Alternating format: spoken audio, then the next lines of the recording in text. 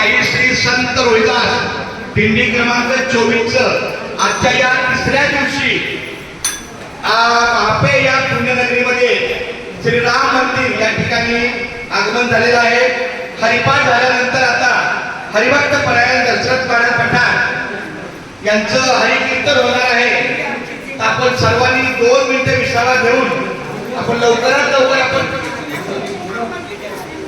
आणि आपल्या या सर्वांच्या अनुमतीनुसार आपलं वाटचालीचं कीर्तन आहे। दिवसभर आपले वारकरी मंडळी चालत येऊन विश्राम घेतात, त्यांना 1 तासाच्या हरिकीर्तनाचा श्रवणीय लाभ मिळावा हीच विनंती आहे, जेणेकरून लवकरात लवकर आपलं कीर्तन सुरू होईल।